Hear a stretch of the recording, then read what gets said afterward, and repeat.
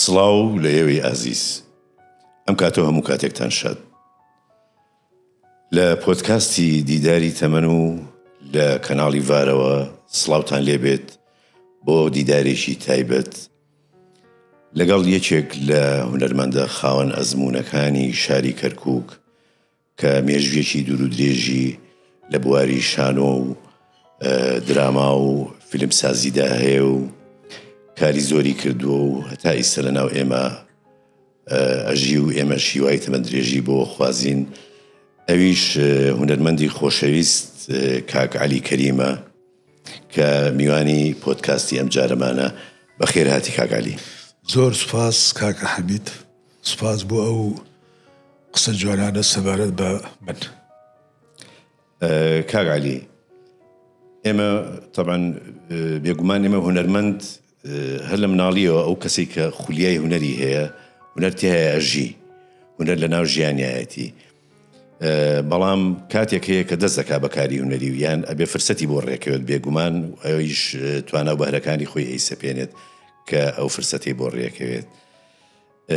ئێمە هەمومان وەکو سەرەتا جەنابمان لە بەهاری دزراوەوە ناسیوە، لە درامای بەهاری دزراو کە کاتی خۆی لە تەلەڤیزیۆنی کەرکووک تۆمار کراوە. بەڵام من حەزەکەم بەر لەوەی باسی بەهاری دزرا و کارێک تریش مەرەزە بکەین، حەزەکەم بزانم بەر لەوە ئەزموونەکانی تۆ چی بووە لە بواری شانۆ و درامادا؟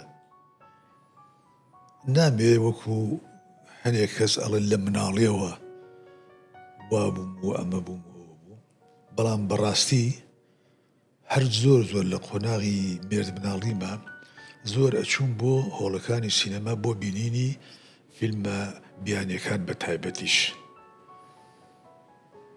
کە گەڕاینەوە لەگەڵ برادەرەکانمە هەر لە پڕێکە خۆمە کرد بە کوڕە ئازاکە و ئەمە دیێڵە دەی با نواندن بکەین، ئەمە لە ڕێگا کاگەڕاینەوە لە بۆ گەڕک. خولیایەکی زۆر سەیرم هەبوو بۆ هونەر بە تایبەتیش بۆ نواندن. زۆر جار پۆستەرێکم ئەکرد، تەختیتاتێکم ئەکرد و بەس بۆی لە ناوێ لە خوارەوە بنووسم نواندنی عەلی کەریم. بەڵێ زۆر جار ئەمەمە کرد تا ساڵی 1969 لە چالاکی قوتابخانەکانی کەرکووک خولێک کرایەوە، ماوەی خولەکە 45 ڕۆژ بوو، 3 دەرهێنەر ڕاهێنانیان پێمانە کرد. من بەری دەرهێنەرێک بووم بە ناوی ئەنوەر محەممەد ڕەمەزان، بەشداریم کرد لە دەورێکی زۆر بچووکە بە زمانی عەرەبیش. دەقەکە لە نووسینی مامۆستای یوسف العانی بوو بە ناوی پارەی دەرمانەکە. فلوست دووە. ئەتر دوای ئەوە لە دوای ڕێکەوتن نامەی 11 ئازار کە بوارەکانی ئەدەب و ڕۆشنبیری و هونەری دەرگاکەتان زیاتر بۆ دەرگاکان کرایەوە تیپ هەیە بوو لە کەرکووکە مەسەلەن تیپی مەشخەڵ هەبوو، تیپی هونەری یەکێتی لاوانی دیموکراتی کوردستان هەبوو. دوای ئەوە کۆمەڵی هونەری وێژەی کوردی دروست بوو. ئێمە بوون بە ئەندام لەناو ئەو کۆمەڵە. لەوێ لەسەر دەستی مامۆستاس سەلمان کاکەیی بەشداریمان کرد لە بەهاری دزراو کە ئەشتوانم بڵم بەهاری دزراو زۆر جیاوازتر بوو لەگەڵ ئەو بەرهەمانەی شاری سلێمانی و هەولێر، چونکە ئێمە تا ڕادەیەک سیناریۆ نووسرا بوو بۆ بەهاری دزرا و دواتریش بۆ مەرەزە. بێگومان بەهاری دزرا و ئەتوانم بڵێم ئەزموونێکی ترە کە ئەوە لە سلێمانیش گەرکرابێ زۆر کەم بووە، چونکە بەهاری دزرا و هەمووی لە ناو ستۆدیۆیان نەکراوە. بەڵێ بەشێکی زۆری بە کامێرەی سینەمایی ئەو کاتە پێم وایە 8 میلیمە شتێکی ئاوایە کراوە، بۆ کامیرانە کراوە و مۆنتاژ کراوەتەوە کە بۆ ئەو کاتە پێم وایە کارێکی زۆر سەخت بوو. فعلاً کارێکی تایبەت بوو. مەسەڵەن بیرمە من گەنجێکم خولیای سیاست و بەڵێ یەکێتی قوتابیان و ئەمانە بەیاننامە بڵاوەکەیت بەیاننامە بڵاوەکەمەوە مسلحەیەک ڕاومەنێ ئیتر خۆم هەڵەدەمە ماڵێکە و ئاوا نانە بەڵێ دووەم ئەزمون کە باسی ئەەکەین هەر لە شاری کەرکووکە کە کراوە بەڕاستی ئەوەی کە بەلای منەوە جوانە شاری کەرکووک هەمیشە یعنی جۆرە فشارێکی لەسەر بووە کە لە شارەکانی تری کوردستانە بە تایبەتی لە سلێمانیە ئەو فشارە نەبووە بەڵام ئێوە توانی بتانە لەگەڵ ئەو هەموو فشارەشە ئێوە بتوان کاری خۆتان بکەن و کارەکانیشتان بە جوانی بێتە ناو جەماوەرەوە 100% لەگەڵتان قۆناغەکەش دەورە بینێ ئێمە کە ئەو کاتە فشار نەبوو لەبەرەوەی ئەو دوو ئیشەمان کە کرد لە دوای ڕێکەوتنامەی ئازارەوە بوو بەڵێ یعنی جۆرە ئازادیەک هەبوو جۆرە ئازادیەک هەبوو بەڵام دواتر نەمانتوانێەوە بکەین هەر نەک دەمانتوانی هەر تیپ و گروپە هونەرەکان داخران پاش بڵێ ئەوە بوو ناچار بووین کە گوازراینەوە بۆ دوهۆک و لە دوهۆکە و دوای هاتینەوە بۆ سلێمانی ئیتر لە دوهۆکە بە زمانی عەرەبیش بوو شانۆگەریمان پێشکەش کرد من و هاوڕێی خوارێ خۆش بووم دیجیهات دڵپاک دواتر هاتینە سلێمانی لە تیپی نواندنی سلێمانی و تیپەکانی کرد باوەشان بۆ گردینەوە و توانیمان بەشداری بکەین لە زۆر شتی بە بەها و دیار و جێسەرنج باشە کاریگەری هاتنی ئێوە بۆ سلێمانی کە ئێمە باسی بەهاری دیزرا و مەرەزەمان کرد گەلێک هونەرمەندی تیا بوو کە لە دوای ئەو کارە هونەریانەوە لەوانەیە هونەرمەندی باشیش دەرچوونە ئەگەر بەردەوام بن هیچ دەنگ و سەنگیان نەما و هیچ جێگەیەکیان نەما لە ناو هونەری کوردیە بە پێچەوانەی ئێوەوە هەندێک بوون کە خەڵکی کەرکووک بوون لە دوای نسکۆی شۆڕشی ئەیلولەوە هاتن بەرەو بێگومان کە سەرەتا ئەڵێ چوینە دهۆک بەڵام کاریگەریە سەرەکیەکە هاتنی ئێوەیە بۆ شاری سلێمانی یعنی شاری سلێمانی چەند توانی برە و بە کارەکانی ئێوە بات و خزمەتی ئێوە بکات ئەو خزمەتی کە لە شاری سلێمانی بۆ ئێمە کرا بۆ هەندێ لە برادرانی ئێمەی هونەرمەند کە چوونە هەولێر نەکرا کێشەکەش ئەگەڕێتەوە بۆ ئەوەی شاری سلێمانی شارێکی زندووە بەڕاستی ئەتوانین بڵین پایتەختی ڕۆشنبیریە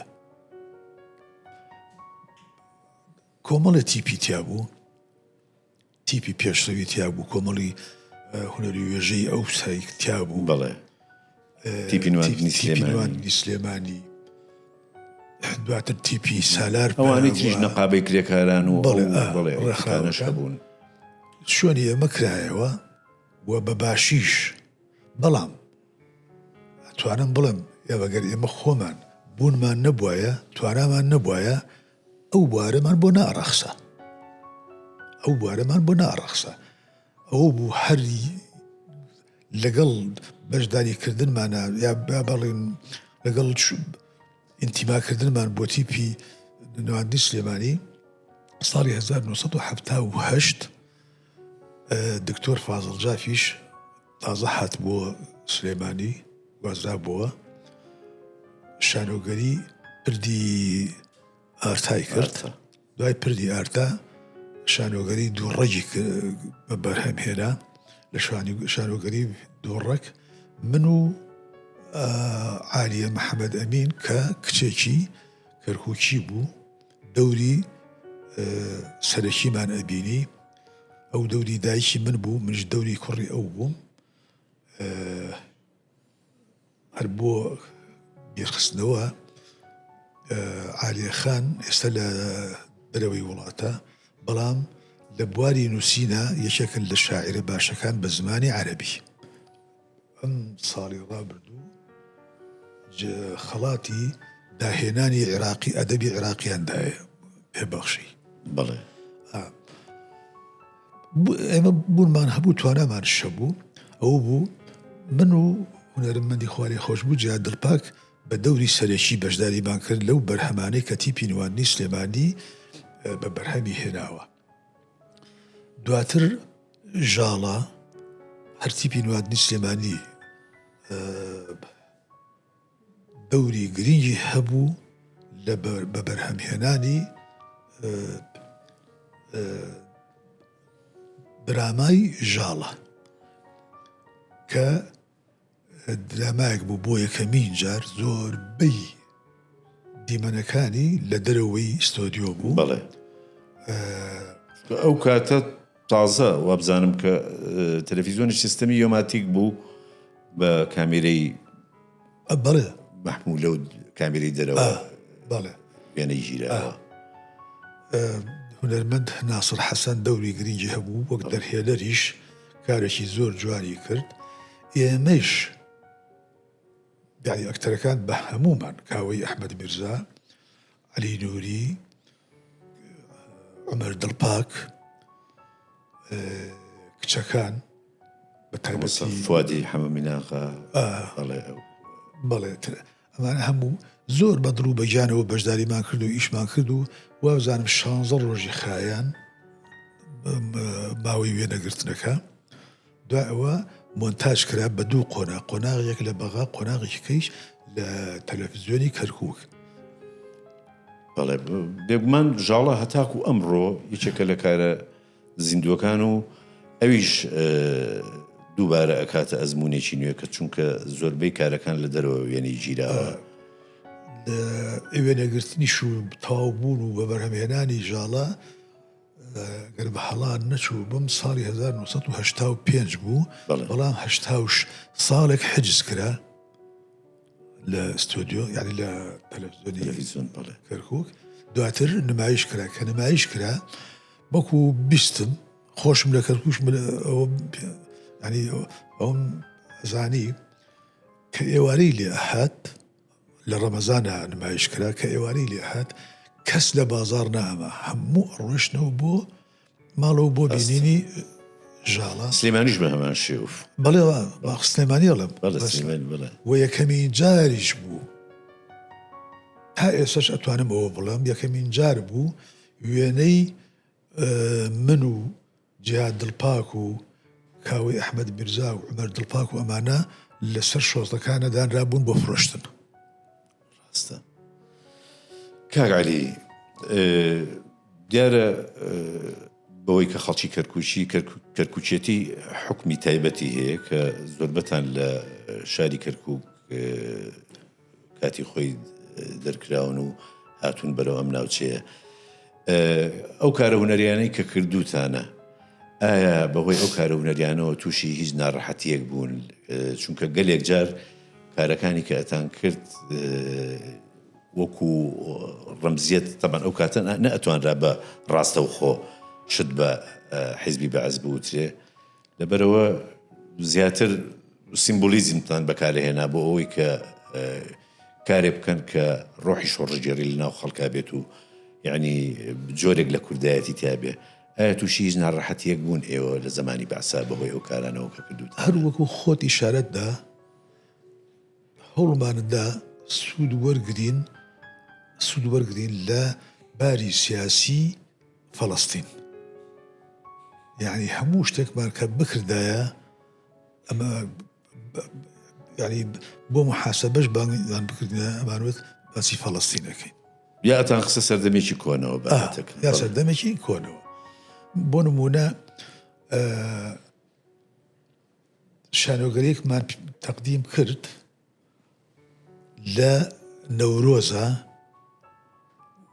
لە بانمەقان دەرەوەی شاری سلێمانی عەف و شاری شەمسەماڵ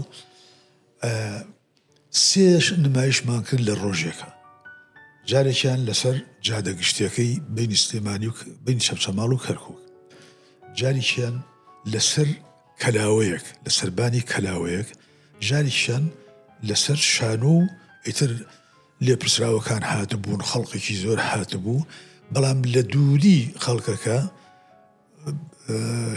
خێزانەکان بەجیا دانیشتبوون و خەریکی خواردن لێ تەرتیبی خواردن و چێشت لێران و ئەمانە بوون. دەرهێنەرەکەش سەلمان کاکەیی بوو، پێی وتم هەر بە زمانی تورکمانیش، وتی ئەتوانی دابەزیتە خوارە و بچیتە ناو قەڵەباڵغی ناو عایلەکان ناو خێزانەکان. حیوارێکی درێژم هەبوو، وتم ئەو بۆیە ماژێڕمەوە شتێکی تایە، ینی قسەمە کرد و دابەزیم و ڕۆیشتم بەناو بەڕیزی کورسەکان کە دانرابوون بۆ خەڵکەکە، دواتر ڕۆیشتم دوور کەوتمەوە زۆر، بەڵام حیوارەکەم دووبارە ئاکردەوە لە هەر شوێنەکە کە تازە بۆ حیوارەکەم دووبارە ئاکردەوە. گەیشتمە لای ماڵێک، قسەمە کرد، ژنێکی پیرەژن بە یەکێکی کەی وتی ئەیە ڕۆ ئەوە کوڕەکەی کەریم نییە شێت بووە، ینی وای ئەزانی هێنە لە خۆم بۆ قساکە ئایتر یعنی پێکەنی خەری بوو پێکەنی بمگرێ، بەڵام تازەش فێری تەمسیل وەمانە ببووین بە جددیات شەکەم وەرگرت. عینی شت دەستم کرد بە حیوارەکە و تا ڕۆیشتمەوە بۆ سەر شانۆکە و لە سەر شانۆکە تێکەڵ بە پێک هاتە شانۆیەکە بوو، قسەمانەکە لەگەڵێکە و هێن تا شانۆگەرێکە تەواو بوو. خەڵکەکە زۆر زۆر بەدڵیان بوو لەبەرەوەی باسی شتێکی سیاسیمانە کرد. بیرمە یەکێک لە ئەکتەرەکان پارەی عێراقی بە سنگ و ئەمانەیەوە بوو، ئێمەش حیوارمان لەگەڵ ئاوت با بە کورتی با پێت بڵم ململانەیەک بوو لە بینی هەژار و دەوڵەمەندەکانە. کاک عەلی، وەکو بەشداریکردنە لەو فیستیڤاڵ و لەو کارە هونەریانەی کە کردوتە تا ئیسە چەند جار خەڵات کراویت؟ تا ئێستا 2 جار خەڵات کراوم. جارێکیان ساڵی 1974 لە فیستیڤاڵی هونەری کوردی یەکەم کە زۆربەی کوردستانی گرتەوە، هەر لە زاخۆ تا خانەقین، خەڵاتی باشترین ئەکتەر و باشترین نووسەری دەقی شانۆیی 2 خەڵاتم وەرگرت. وەکو تیپیش کۆمەڵی هونەری وێژەی کوردی 2 خەڵاتەکەی کەش باشترین دەرهێنان و باشترین بەرهەم، ینی لەو فیستیڤاڵە هەموو خەڵاتەکان کەرکووک بەدەستی هێنا. جاری دووەمیش لە سەرەتایی نەوەتەکانە پێش ڕاپەڕین بە چەند مانگێک فیستیڤاڵی چواری پەیمانگای هونەرە جوانەکانی سلێمانی بە بەرهەمی سرودی خۆشنودی خەڵاتم بەدەستێنە. بەڵێ، بێگومان کاک عەلی کۆمەڵێک هونەرمەند هەیە کە چی وەکو هاوڕێ چی وەکو هونەر و کاری هونەری ئەوانە تەمەنێکی زۆر لەگەڵ تا ژیاون. دەتوانم بڵێم یەکەمیان لەو هونەرمەندانە هونەرمەندی خوا لێ خۆش بوو مامۆستا جیهاد دڵپاکە. ئایا جیهاد دڵپاک ئەکاتە چی لای کاک عەلی؟ ئەکاتە چێ؟ بەر لە هەموو شتێک ئەو دڵپاکە من ناومە. لە بەهاری دەزراوە وتی چی بنووسم بۆ ناو؟ وتم وەڵی کاک جیهاد پێم باشە بنووسی جیهاد دڵپاک. وتی ئاخر لاساییکردنەوەی عومەر دڵپاک نییە. گوتم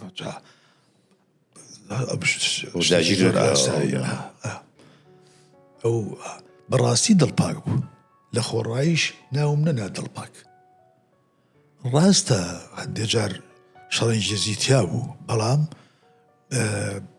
دڵی پاک، بڵێ دڵی پاک بوو. ڕاستە، ینی بۆ نمونە حەزەکەم ئەمە بژێڕمەوە، جارێکیان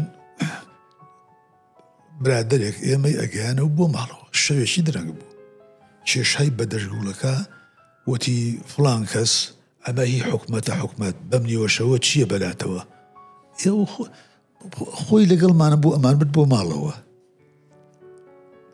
بەڵێ نەژویستم قسە بکەم، وتی تۆ قسە مەکە، بەڵام منش تەواو قسەم نەکرد. هەندێک جار ئەمەی تیا بوو، بەڵام دڵپاچەکەی لە ڕادە بەدەر بوو. لە بواری نواندنیشە بەڕاستی ئیشی زۆری ئەکرد جددی بوو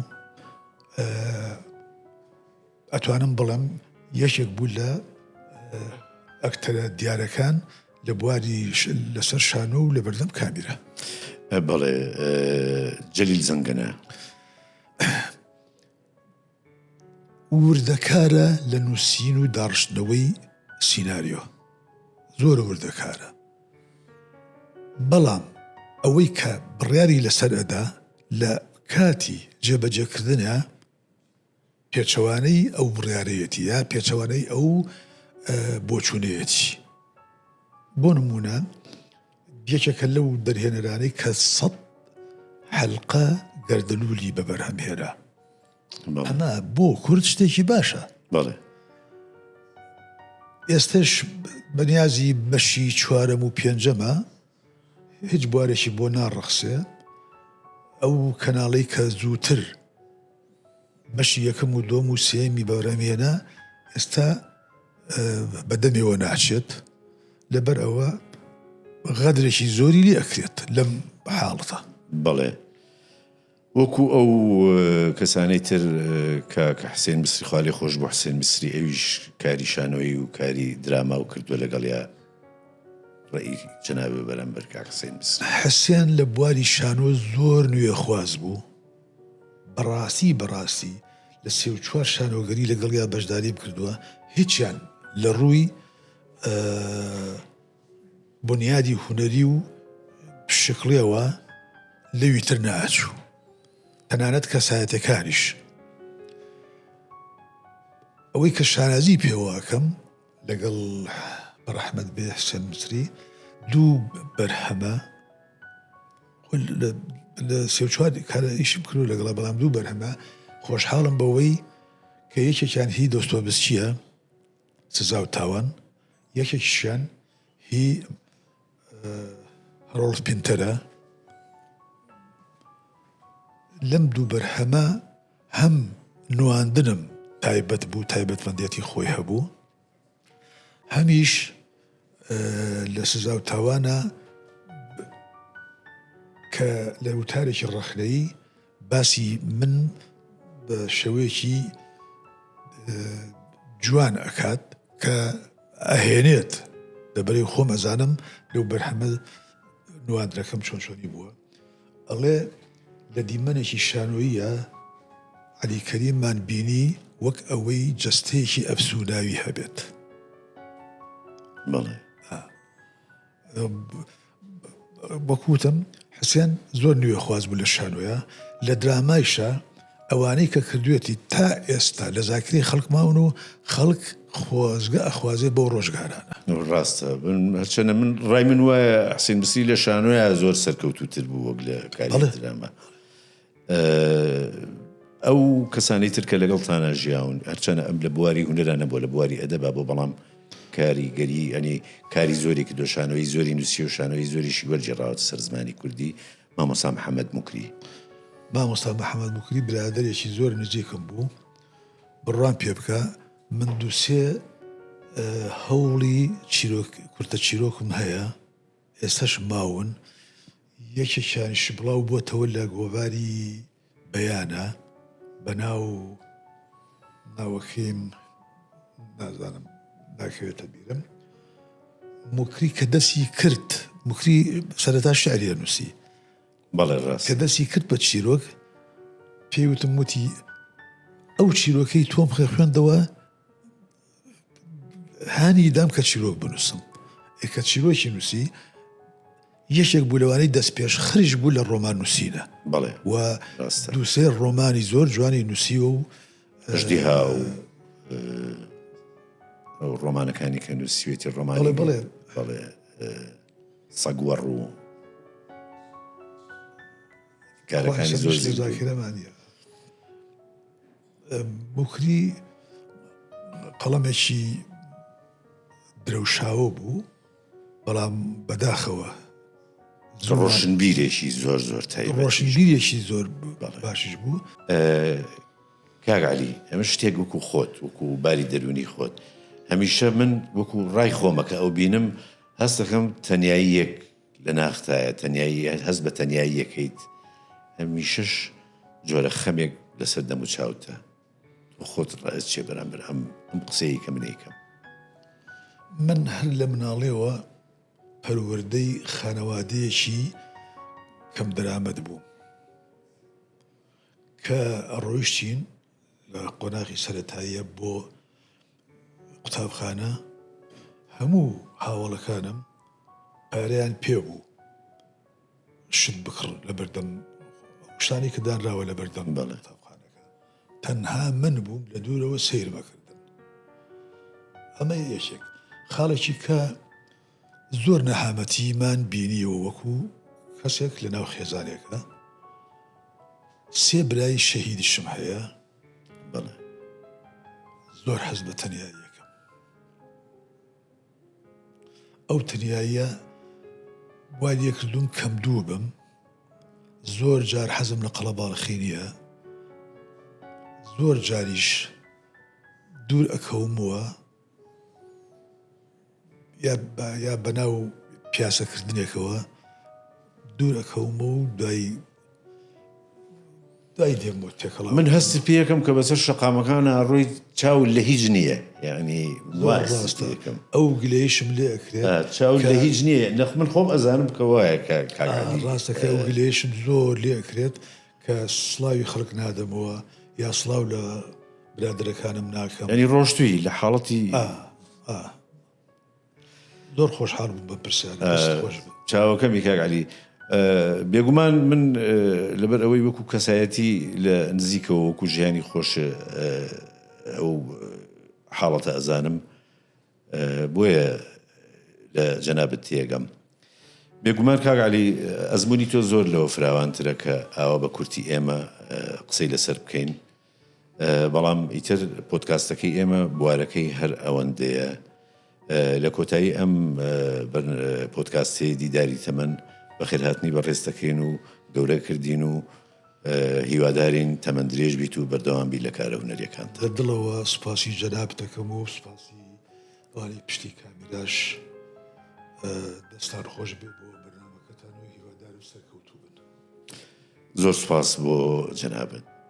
بینەرانی خۆشەویست لێرەدا هاتینە کۆتایی پۆدکاستی دیداری تەمەن لەگەڵ هونەرمەندی خۆشەویست مامۆستا عەلی کەریم بە تا دیدارێکی تر بە هیوای خۆشی و شادی بۆ ئێوە و هەر شاد و سەرفراز بن.